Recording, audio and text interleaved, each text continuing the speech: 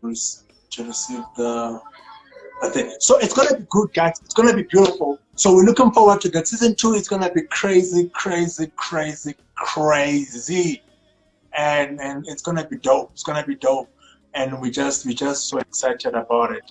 So let's see.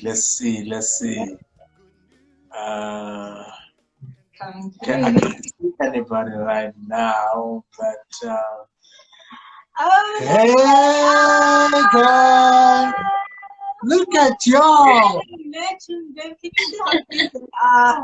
Yeah, you see, she wanted us to wear white. Hey, wow. See now, this I don't know how you do it, my guy, but this matching thing is not for me, eh? I Oh, just don't. really? Importance in matching. No, guys. No. How are you guys doing, man? Good to finally see you face to face. Well, thank God for Yes, technology. it's good to finally meet you. No, we're doing well, sir. We're doing well. We're great. And how are you guys doing?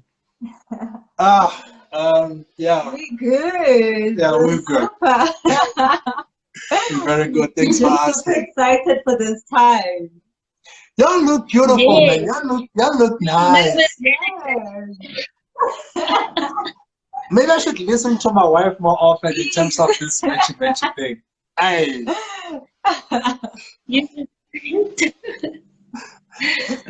anyway, guys, thank you so much for accepting the invite in the first place to be our very first couple that we had on the Equally Yoked season 1. Thank you so much. We don't actually know each other. I think my wife knows your friend, and somehow it just clicked. And Yeah. but I loved your story, guys. It was so beautiful.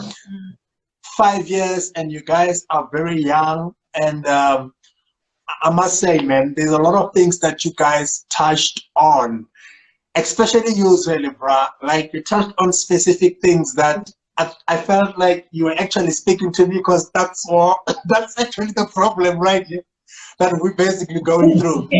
And and I was listening. I was just sitting there. I was just listening to your story. You know, I do the editing of all the episodes. So when I do the editing, I'm actually on my own because I just don't want nobody to disturb me. So I was listening attentively to what you were saying, my guy, and I was like, yo, this man, he's just speaking to me right now. Because that is a problem I had. But I just wanna ask you guys this before we can proceed and go on. 5 years. We've been married for a year and we're going for 2 years now. And seeing a young couple like you guys still keeping the love and still keeping the faith. What inspires you guys to keep pushing on a daily basis? Because man, I'm gonna be very frank with you, bro. Like I said, we've been married for a year and going into second year. And I sometimes feel like, yeah, what am I doing here? You know, and guys, yeah, that's what spoke to me. You guys are young, and I could literally relate to what you guys are talking about. And I just want to know what keeps you guys going every day, man. Honestly speaking, just give it to me straight, because I want that, bro. Like seriously. Okay, what keeps me going? I'll speak for myself, then he will speak for himself. What keeps Yeah. me going is that initially I have a very strong conviction that it's God who brought us together. So Okay. that makes me believe that God is like in our team. So like I imagine us like in a race, and sometimes we trip and we fall. Sometimes we have disagreements and we forget that we are a team. But I imagine God rooting for us, going, come on, get up, you can do it. You can do it. Okay, you're having a misunderstanding, you can sort it out. You can be the first one to apologize. You can be the first one to do what's right, you know, like so that's what keeps me going, knowing that God is like our cheerleader. Wow. Like he's like he's on the sides going, you can do this, you can do this. I know it's hard, but you can do it. Yeah. So that's what keeps me going when I want to feel like, because I think everyone has that tumelo where they feel like, what am I doing here? What did I get myself into? Dude! Yeah! You know?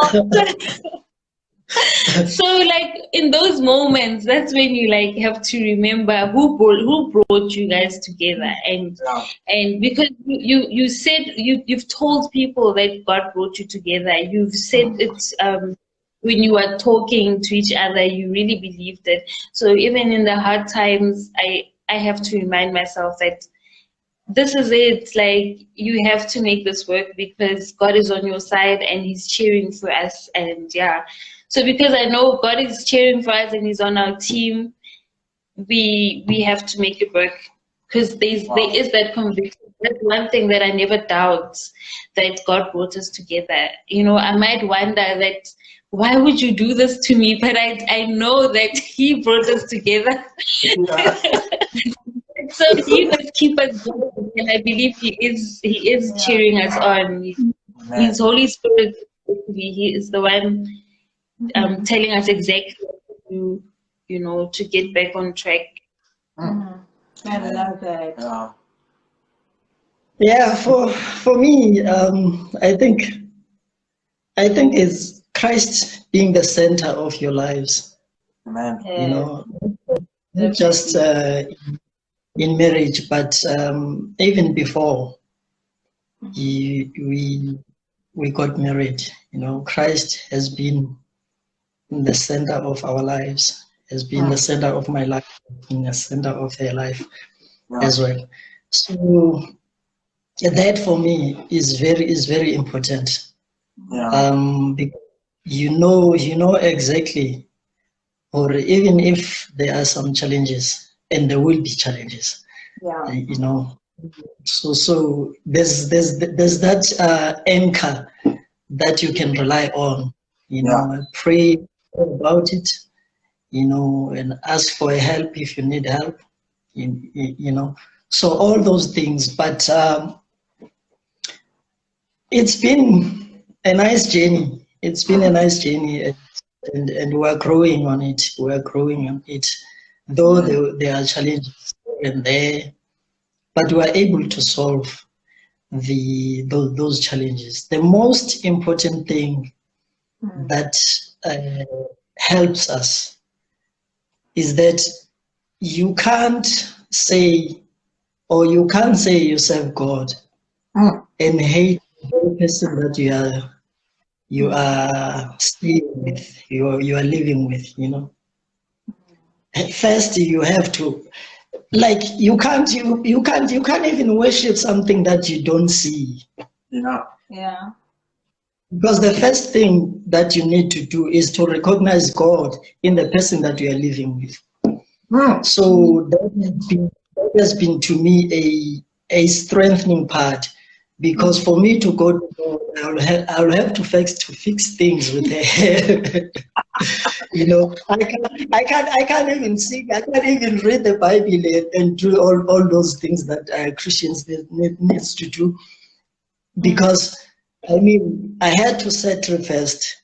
We must be okay with each other. We must fix things, you know. And I'm not that person who pretends, you know. When something I don't like, I don't like it. You know, it's just forward for me. So yeah, having to recognize God in a person is very important. You know, because most of the couples, it's their path, maybe, I don't know, but they live their life in a different way to impress people.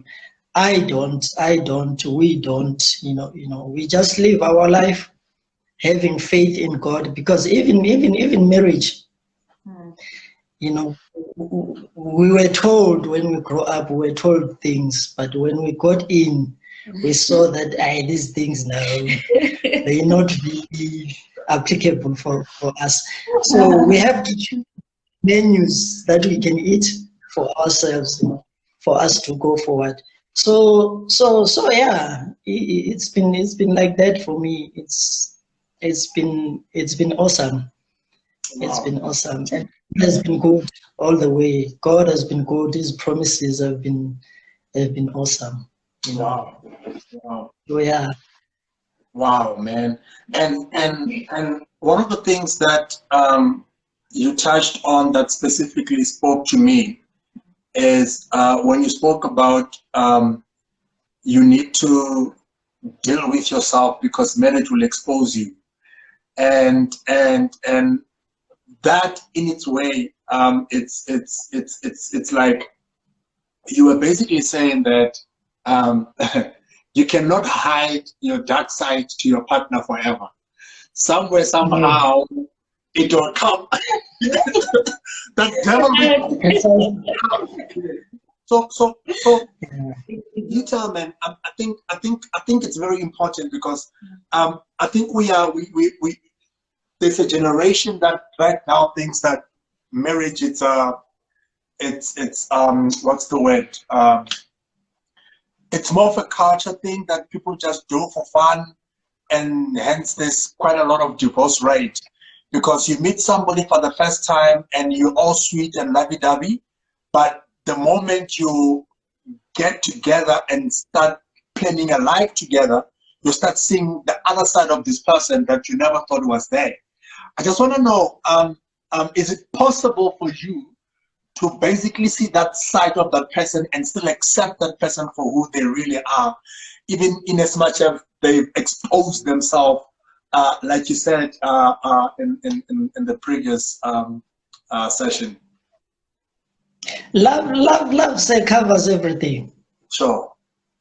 When you truly love somebody, you don't focus on the weaknesses that she or he has. Wow. Because those weaknesses are meant for something. You just have to learn from them. Wow. And then after you have learned from them, talk about it, try to solve it, then move on. But when those things continue to happen, don't be angry at the person. Do what is right, what you are supposed to do. Wow. Because when you do what is right, the other person will eventually find herself or himself and get in is right. Wow. So for me, it's like, let's say for an example, you are arguing with something or something that irritates you, in the house or something, and you perceive that this thing is always happening, rather than to confront another person, fix the problem and be happy. Hey, Father. Jesus. Because if you continue saying, this and that, nah, she becomes angry, or you know what I'm saying, trying to defend herself or himself. So rather to keep things well in your marriage, do what is right, what you are supposed to do. If you see that I've got a weakness in certain part, try to fix that, and continue. But I assure you, eventually the one who's wrong will get herself or himself, and he will be back on the line, and you will be happy. Yeah. So yeah, that's for me. It's what we have been doing for the past years, and that's why we are still here talking about marriage. Yes, it's not. But it's not. But if you are consistent, sometimes you get angry. You are human. Yes. You get angry, but make up your mind after that. No, man, I need to do. Especially if something continues. Yeah. Then if it keeps on happening, that there's a weakness. Yeah. Then the only way, what I do on my side, the only way to resolve that weakness is to help my partner in dealing with it. Let's say, for instance, there's something that is always being left there. I don't have to shout because that's her. I don't have to be angry because that's her. I'll just have to fix that thing. Yeah. And then she will realize, you know what? He's been doing this for me. Yeah. Get back. Same applies with me on the things that I'm not doing well. She has to come in and help me on those things. Then we'll live a happy life. So yeah, I love that. Wow. It just goes back to what people normally say, is that you either choose to be right or you choose to be happy. So if you decide that, okay, I want to be right all the time, then you're going to have a lot of conflicts and a lot of arguments. But if you choose to be happy, then you work around those. Like you're saying, you are a team at the end of the day. And what I also want to touch on is what your wife said on the video, is that there's so much importance in being an effective communicator, because you thought that you were communicating effectively. You were communicating, but you're not communicating effectively at some point, because you were emotional and at some point you were screaming at him. So in your side, you're thinking that, I'm communicating what I don't like that the person is doing, but you're not being effective around that. Do you want to add on that, just on what the importance is of being an effective communicator in a marriage? I think what I've learned, because the reason that I was very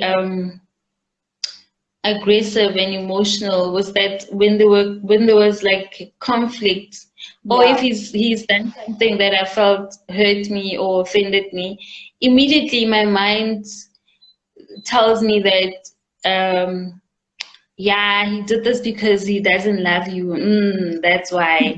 Or like, But I'm dealing with that as well. In here, I'm dealing with exactly that. Yeah. So like, you tell me, like, you know what, I like your mom. He doesn't love me, that's why he's doing this. So you come to him from that perspective, like, you know what, I'm here to tell you, you hurt me, and actually I know actually maybe it's because maybe you don't love me as much as you say you do. And maybe that's why it's so easy for you to do the very things that like press my buttons, and somehow you keep bumping into those sore areas, like you keep hurting me in the very things I told you hurt. So now there must be a conclusion, and I've come to a conclusion that it's because you don't love me. That's why you keep hurting me. So that for the longest time, that was my psyche. Like that was me alone, just concluding everything and then coming with results to him. Like, So now what I've learned is that I have to settle a few things that are not what do they call, like constants. They are constants, like that I have to settle with. That okay, so he loves me, that's why we're still together, and we're on the same team. So when I come from that perspective, it's no longer like I am going to tell him just how much he hurt me and then let's tell him where to get off, blah blah blah. So it's more about, this guy hurt me and he's probably not aware, that he hurt me. I'm gonna try my best to contain my emotions, or maybe just wait until I'm calm so that I'm able to communicate what exactly hurt me without accusing, because I used to accuse a lot before. You're shaming that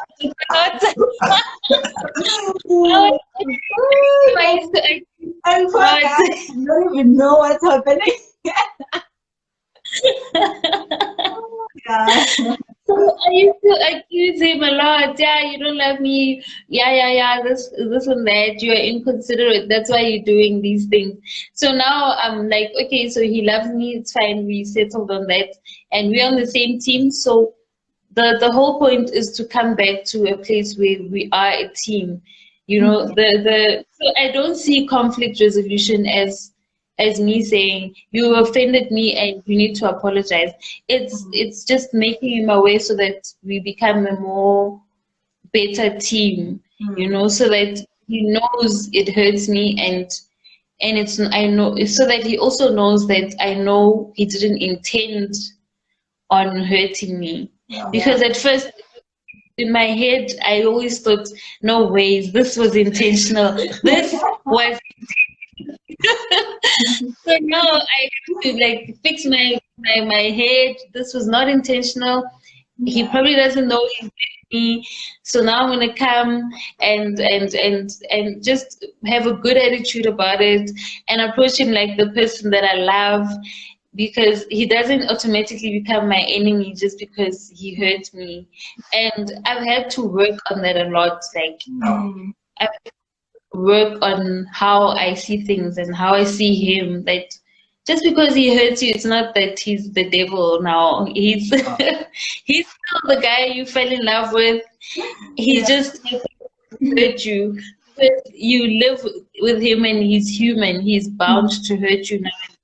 So now that's what changed. My communication comes from a different perspective. It's no longer like, yeah, doing this on purpose. Now I know his intention is not to hurt me, and that he loves me, and that we're on the same team. So now that's my perspective, and that's the foundation that I come to him with. So I think I've improved a lot on that. Yeah.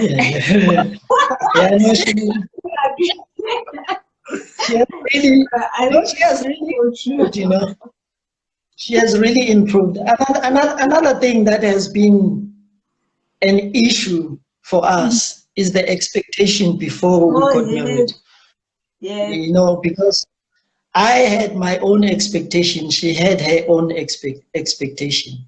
So when we got together, and hey, things were not easy, because I'm expecting this, is expecting that, you know.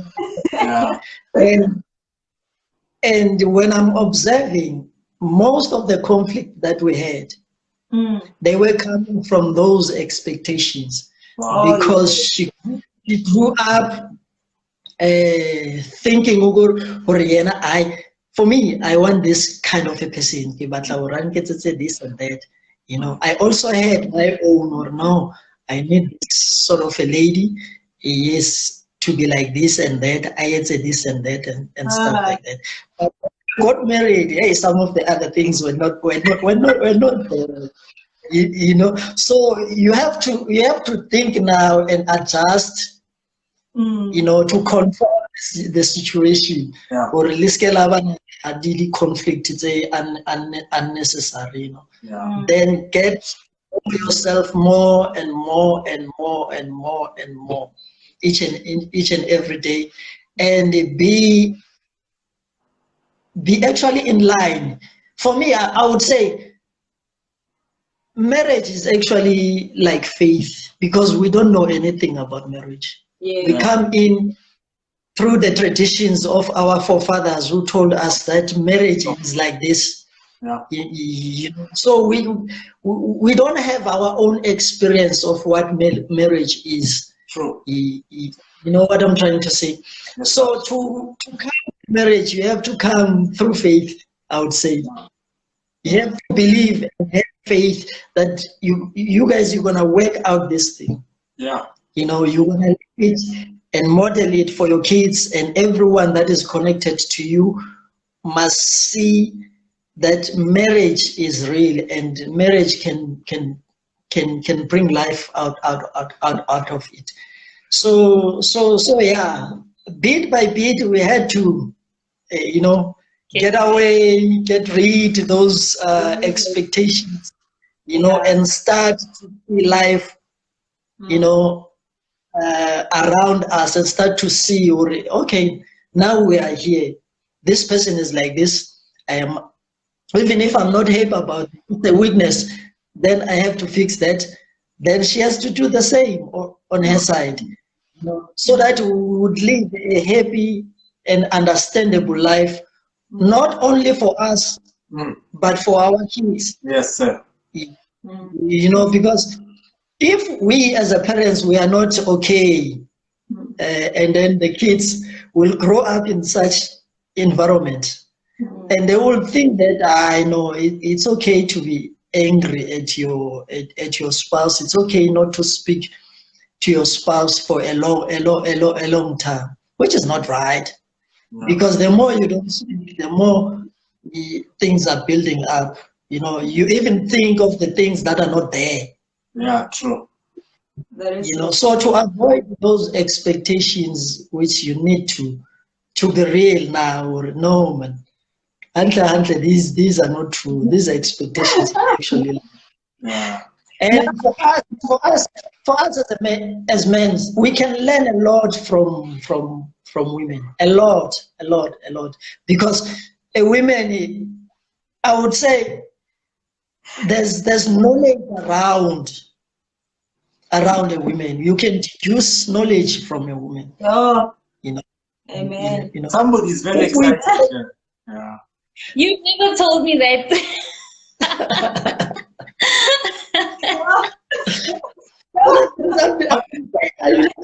I've been saying, when I've been learning on the other side. It's just that sometimes, you just need to implement something. I just wanna ask something, bro. Tell me, your journey, or you guys, your journey in marriage.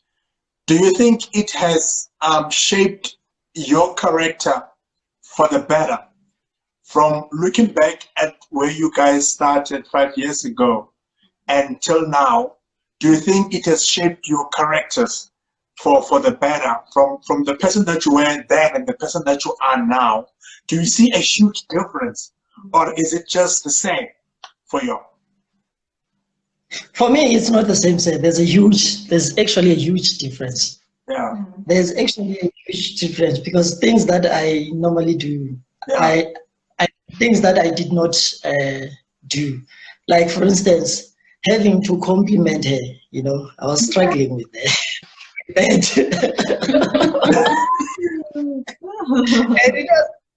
it was what she needed, for me to do. And I'd be amazed that my son would say, "No, Mabi, you look beautiful," and I would be ashamed. So good, I would be ashamed and say, "Yo, this boy, but we are full of it." So now I'm better, because I'm very quick to learn. Yeah. I like that. I'm not ignorant. I'm very quick to learn. So I do say now, I know, Lavi, you're beautiful. You're nice. But at the same time, I don't pretend. Yeah. If you wear something that I don't like it. Yeah. I wouldn't say, "Oh, you look beautiful." No. I would say, Lavi, you're beautiful, but this thing that you are wearing, I don't like it. It's not good for you. So I'll be straightforward. Sometimes, she'll be like, "Okay, I will change it." But like all the time. Hey? No, Sorry? in the beginning, I'm sure it's difficult to say, "No, I don't like this." Right now, you guys are in a more mature, I think, level where you are able to actually say, "Yeah, when I this, I don't like it." Yeah. Yes. And I don't get that offended anymore. I just decide that, you know what, this guy doesn't know, which means this nice dress, because I think this is a nice dress, I'm gonna wear it. I'm gonna wear it when I'm with my friends or when I'm alone, like, when I'm doing stuff without him. Because then he always told me this other dress, like, this dress is gorgeous. I still don't get what your problem is. That dress is so beautiful, man. Like, I get compliments from my sister, everyone. He doesn't like this dress. So now when I'm with him, he asks me so nicely, like, tell her when I'm with you, "Ungangi with this dress." So now I know that he doesn't. The other day we were going somewhere and I had it ready. As I was putting it on, I thought, oh yeah, I'm going with him. Okay, so let me wear something that he will probably say, yeah, okay, this is nice. Because so I save those outfits for when I'm with like other people. 'Cause I still think those things look nice, you know. I just think whatever problem, but because I'm with him, and you know, if you are someone's plus one to every occasion, you need to compliment him. You know, he needs to feel good about his spouse. I also tell him how to shave his beard, and I tell him what to wear as well. So yes, he used to shave it all off. Okay, when I met him, he used to shave it all off. He was very like. Hey, I told him no, keep the ones that I told him he must keep these. So I remember such things when I want to get offended, you know. I'm like, why don't you like my dress? Then I remember, okay, so I tell him what to wear most of the time, and I tell him when he's looking dodgy. So now I just allow him to, because I used to get offended, like, oh, what's his problem? I'm gonna wear this dress anyway. But now I'm like, fine, you don't like it, I'll wear it when I'm with my friends or when I'm with other people. Okay, so I respect that he wants me to look good, you know, for him because I'm on his side. So now I'm not that offended anymore. So yeah, he's changed a lot, and he's learning from his son sometimes. You know what? We can talk up until tomorrow, but just a few things before we wrap up. My wife and I, when we did counseling, premarital counseling, we were told that the first 5 years, it's actually hell on earth. And and you guys, I mean, you're going into your 6th year now, if I'm not mistaken. And I just want to find out something from y'all, because I think a lot of couples who are like us, who are just beginning in the journey and going for the first 5 years, if I'm saying it correctly in this English grammar, that how do you keep the spark going even when you don't feel like you don't want to be close to your partner? Is it important to still just get that romance going? Does it help? And how do you go about it? Because sometimes you come back from work and you just look at it and you go like, yeah, you know. But this is your partner, this is your wife, this is somebody that you have committed yourself to forever and ever, irrespective of how you feel, irrespective of what you're going through. So I just want to know, in your first 5 years, was it really as difficult as it's said to be? And if it was, how did you guys conquer those moments where you guys felt like being in each other's faces, it's not gonna work, you know? I think it's true. I think the first 5 years is difficult because like these things I'm only finding out now about myself that I didn't know. So now you look back that actually firstly you realize you've been the problem the whole time.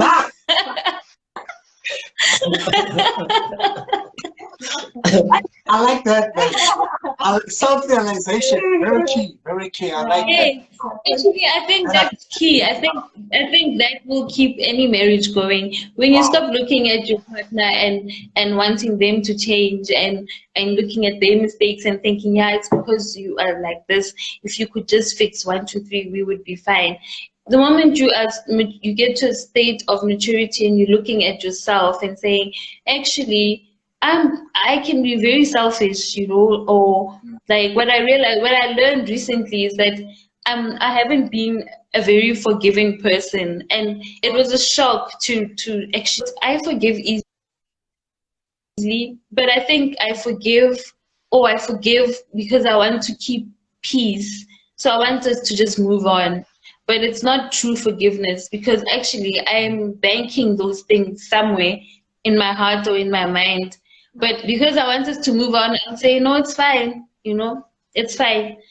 But what I realized is that then I had a lot of resentment and anger, but I don't really show anger much, but it was there. So then when he says something that reminds me of something else he said last year that sounds similar to what he's saying now, then I get really angry and hurt all over again. And probably like this time I'm overreacting because it's not such a big deal, but then it's a big deal because it reminds me of something else. So now if he says something like, actually, like, I have had enough, this is what you do all the time and whatever. So then I have to realize the fact that I can still remember things from last year and whatever is because I haven't been forgiving. So there was a day where I had to say, okay, Lord, I'm letting go of all the past offenses and the disappointments, because when you have expectations, you will get disappointed. And those disappointments can create a lot of like resentment. So now I had to let go. Okay, so it's not what I pictured. I'm letting go of those expectations. Okay, so he hurt me in this way and that way, so I need to forgive each and everything that, obviously I can't name them all because I mean it's 5 years. Like everything that hurt me, I'm letting go of it, because otherwise you are just, I imagine, because immediately I did that. Literally, there was a time I was spending time with God, and I said, I'm forgiving my husband for everything that he's ever done that's wrong, because I realized that I haven't been forgiving. Immediately, I felt like so at peace, and I felt like I'm in, when a drain is all clogged up, there's no flow of water. I immediately felt like things could I felt like I'm clear, like, there's a sense of peace, when an offense comes, it doesn't make me recall a previous offense. It's this offense and we deal with this offense and, it's done. But previously, one offense would trigger an old offense, and then I would I would blow up. Like, how can you do this to me? And then he's shocked, like, what are you talking about? This is such a small issue. Then I'm like, this guy doesn't understand that he's been doing this for so long. And I'm tired now. And so, like, definitely the first 5 years is difficult, because you actually need to outgrow your stuff as a person. Like, as an individual, you have to outgrow certain things so that you can become what God wants you to be for your marriage. So I think for me, it did take 5 years for me to get to a point where I stopped being selfish. Because I think getting married, I thought, wow, I found my Prince Charming. He's going to make all my fairy tale dreams come true. And then I thought it was about me. I thought this guy is going to make my life happen. So I thought his existence was to make me feel special. That's his job. His job is to make my dreams come true. Every day his job is to love me like he's never seen a woman before. So I thought it was about me, going in. So then it did take 5 years. Honestly, it did, for me to get to a point like, wait a minute, I'm here to serve. That's what I'm here. Sure. I'm not to receive, I'm here to serve. So unfortunately, it took me 5 years. So I'm actually looking forward to the 6th year, because I feel like we've outgrown certain things. I feel like he's also outgrown certain things, and we can actually now just. It's like now we're no longer in diapers. We are potty trained. We're not gonna we're gonna be like adults who know where the bathroom is, and who can deal and can categorize stuff and deal with them accordingly, and not just throw stuff everywhere. So I think it took 5 years. I think they are right. For me, it took actually the full 5 years, and I was the problem the whole time.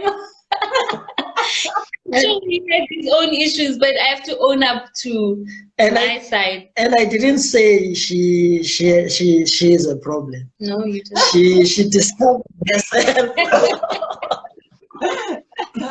Sure. So yeah, for me on my side, it goes back to what we said last time. Yeah, the most important thing is to discover yourself.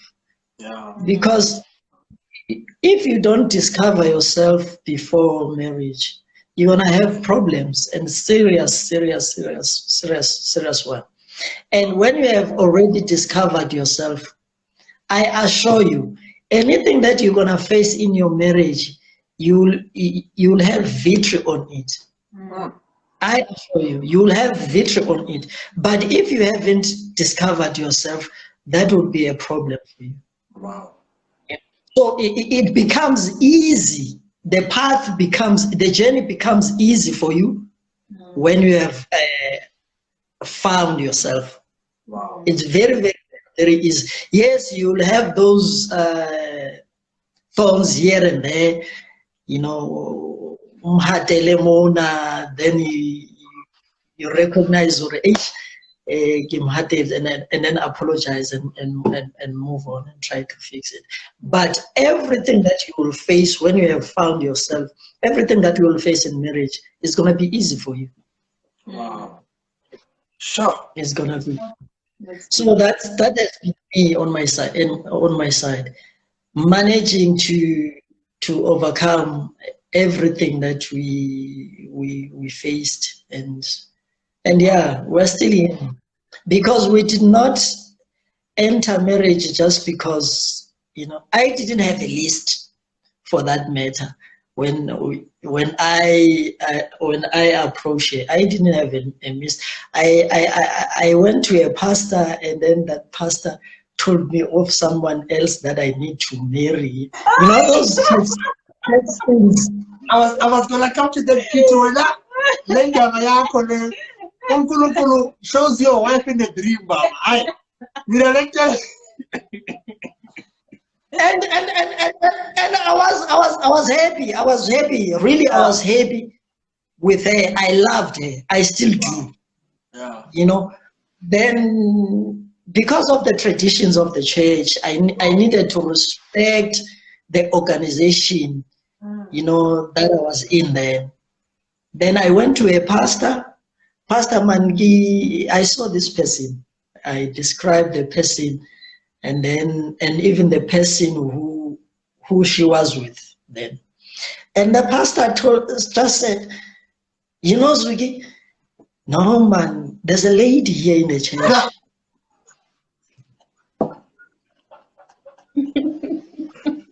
She's working. She's working. She has a car. She has a house. So already She's sorted. She's sorted.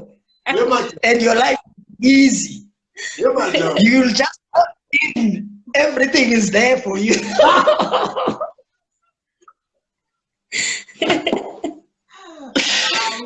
And I was like, is this a pastor though? Then from that moment, I was like, no. You're gonna find me yourself. That's what you decided. Yes, that's what I decided and did. I was like, no, I can't even speak to anyone anymore, because somebody else will say some other things. So from now on, I'll just have to find out for myself and pray if I can't find it. No, but I had to. So I decided in my heart that I want to live with this person, and I still want to live with her. Amen. You know, it's in my heart. I don't have anything, as I said, or I didn't have the list, or no, try my like. I didn't have that. You know, I knew what I wanted, and likely, or by the grace of God, God helped me to find that which I wanted, and I was happy with it. Amen. Wow. Yeah. Beautiful. Wow. I honestly love the story of how you guys met. It's just so beautiful. But I think we're just slightly running over. So, any last words from both of you? Because I think as we continue, like you just trigger so much. You guys have so much insight. Honestly, we're really enjoying this. But just anything that you want to advise other married couples on. I think it's not emphasized enough that marriage is not just to fulfill your romantic fantasies. You know, it's you really are in a marriage to serve. You know, and especially even when you have kids, like they really can't do much for themselves. So like you are literally a servant. You know, and every time I want to complain about serving, whether it's initiating a difficult conversation, because sometimes I'd feel like, why doesn't he start the difficult conversation? But like, even that is being a servant, you deciding to do what you know should happen. And that's being a servant. I always have to remember that Jesus washed his disciples' feet. Amen. And according to my understanding, at that time, they walked with sandals and their feet would get really dirty. And it's men's feet. I mean, men don't have the prettiest feet. So,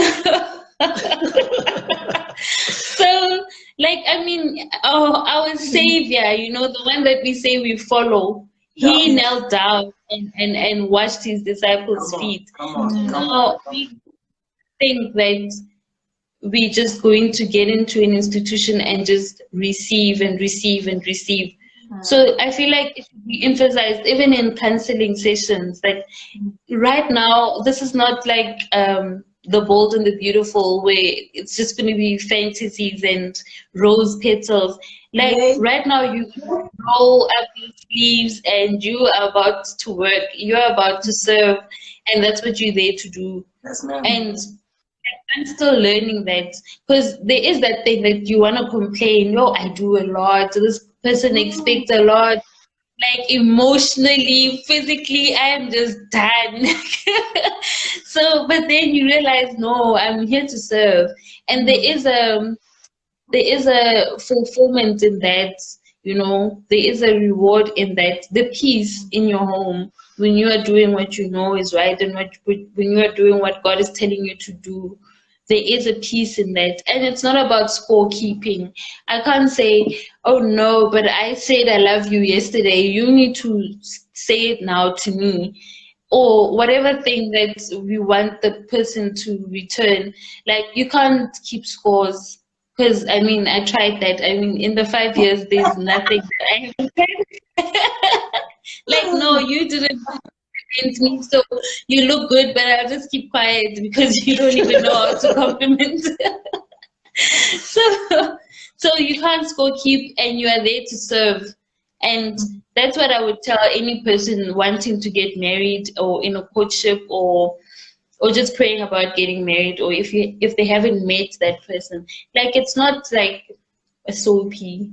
You're there to serve. That's what I need to emphasize. Wow. That's beautiful. For me, I would say, especially for us men, I would say we need to respect our women. Wow. We need to respect them. We need to love them. Because, why am I saying this? Because we've been taught that the seed is with a man, and that's not true. And I know that it would be controversial, but yeah, it's fine. The seed, the truth, the seed is with a woman. It's not with a man. A man just waters the seed with a woman. But I will leave it there and say, respect your wives, respect any woman for that matter. Yeah. Because the seed of a nation is not with men, is with a woman. Wow. I will stop. Powerful. Wow. Guys, thank you so much, man. You have just given me something to think about and to work on. Yeah. Like I say, I said to her, I just love listening to everybody's stories because I think everybody has a story to tell. As we walk our journey, you can learn from each other. And I always say to my friends, we are a generation that doesn't believe in divorce.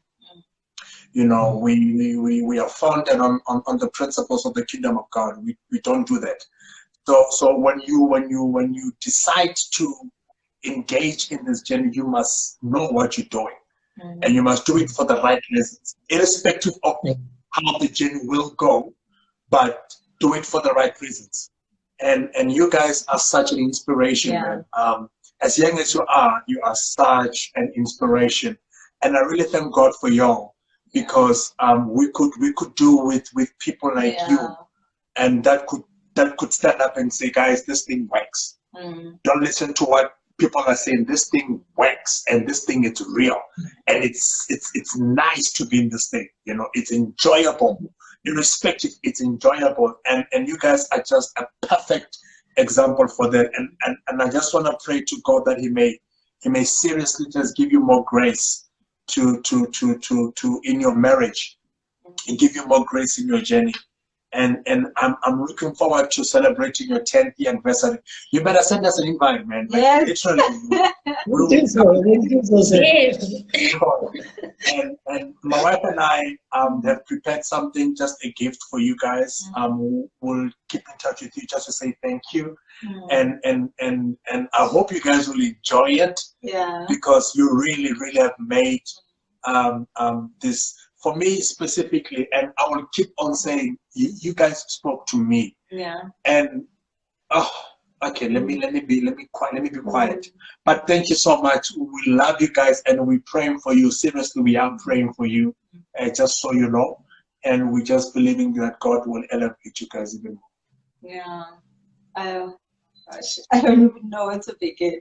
I really love how authentic you both are. Yeah. Honestly, that just speaks volumes to me. It speaks a lot, and I think we really need that as young people, young couples, and we just need to realize that modeling other people's marriage or relationships and trying to mirror that into our own, it doesn't really work. Yeah. So we need to appreciate that. We need to put down those expectations. I love the uniqueness of the person that you are with and love them for who they are. So I really love everything that you guys have spoken. You've spoken a lot, and may God increase you. May God continue to just reveal Himself unto you guys. I don't know. I know that Mpho, you got a blog. I think a lot of people can just go into your website and just read more on some of the things that you speak about. I think you've got so much to offer. Wow. And just if you don't mind, you send us your Yeah, you've got a blog. Is it for ladies only? No, I think it's for everyone. It's just that I just share. That's why I don't have a commitment that I need to blog regularly. I just share what I'm learning. Like, it's my journey that I just choose to take other people on, because I think we go through similar stuff, and most people think they're alone, either in motherhood, in being just a Christian. Like, we're not alone. So then I thought, if I'm learning this from this experience, then surely someone else can learn from this. But I always have to be patient, to not to rush to share before I really understand what the lesson is. Because even in my past blogs, I would realize, like, wait a minute, I'm only learning the lesson that I was actually telling people about now. I'm only getting it now. But I already told people, like, they need to do 1, 2, 3. But actually, I'm only just living out this truth now. So what I'm learning is just to be patient with God and just be like, okay, so I get it. Okay, so let's share it then. When I like it's changing my own life, then let's share it. So now I don't rush myself. If a month goes by and I didn't blog anything, I'm fine with it, because I just go with the flow, and if the words come, then I write. If they don't, then I just leave it. I love that. Awesome. Like, we are just so quick to share. Honestly, that just spoke to me. We are just, I think, especially in this time, we're just so quick to share, and we don't observe, and we don't let information sink in and to really understand. Even if it's just a scripture that you want to share, just let it speak to you first before you pass it on. In that way, you're choosing yourself, because you're not learning, you're not taking anything in, you're just giving out, and there's nothing inside. So I think that's just the element that you've just spoken to, sister. Thank you. Yeah. Thank you so much for having us. I mean, I hear you guys say thank you a lot, and but you don't realize that what you've allowed us to share ourselves with people we would have never met, people we don't know, people we would have never crossed paths with, and I mean that challenges us, and that helps us grow as well, So thank you for the opportunity to share our lives with your people. Thank you very much. I appreciate it. We love you guys. God bless you. Have a good one, eh? Thank you. Thank you.